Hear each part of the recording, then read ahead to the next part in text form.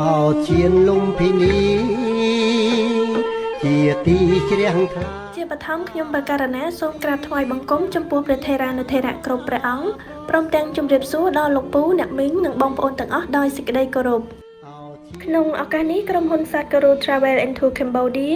មានកិត្តិយសសូមជម្រាបជូនថាក្រុមហ៊ុនបានរៀបចំកម្មវិធីធម្មយាត្រាទៅកាន់ប្រទេសឥណ្ឌាដែលមានរយៈពេល14យប់15ថ្ងៃដែលនឹងប្រព្រឹត្តទៅក្នុងខែតុលាខែវិច្ឆិកានិងខែធ្នូខាងមុខនេះក្នុងដំណើរធម្មយាត្រានេះព្រះតេជគុណលោកពូអ្នកមីងនិងបងប្អូនទាំងអស់នឹងបានទៅថ្វាយបង្គំនិងគោរពបូជាទីសក្ការៈដ៏សំខាន់ធំទាំង4ដែលរួមមានដូចជា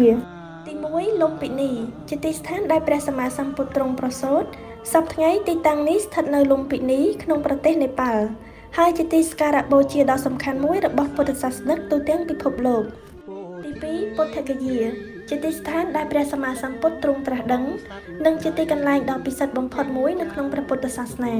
នៅទីនេះព្រះសក្យមុនីសម្មាសម្ពុទ្ធទ្រង់បានត្រាស់ដឹងនិងបានសម្រេចនៅព្រះសម្មាសម្ពោធិញ្ញាណក្រោមដើមពោធិព្រឹក្សទី3ក្រុងព្រះរាណសីជាទីស្ថានដែលព្រះសម្មាសម្ពុទ្ធទ្រង់សម្ដែងធម្មចក្រទីនេះជាទីកន្លែងដ៏ពិសិដ្ឋមួយក្នុងព្រះពុទ្ធសាសនា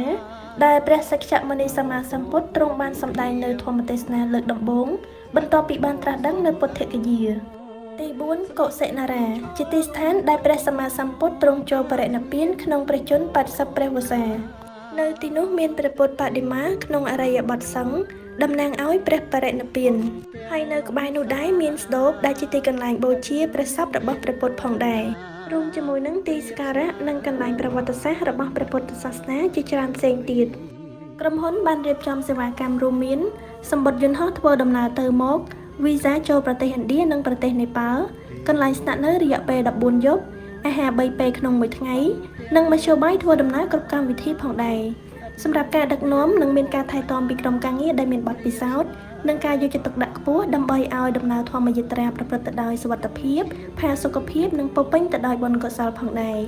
សូមនិមន្តនិងអញ្ជើញព្រះតេជគុណព្រមទាំងលោកពូអ្នកមីងបងប្អូនទាំងអស់ចូលរួមធម្មយាត្រាដ៏មានអត្ថន័យនេះដើម្បីគោរពបូជាពុទ្ធស្ថានសំខាន់បង្កើនសទ្ធាជ្រះថ្លានិងសន្សំបុណ្យកុសលរួមគ្នាប្រសិនបើព្រះតេជគុណលោកពូអ្នកមីងនិងបងប្អូនទាំងអស់មានចំណាប់អារម្មណ៍សូមទំនាក់ទំនងមកក្រុមហ៊ុន Satguru Travel into Cambodia តាមរយៈលេខទូរស័ព្ទខាងក្រោម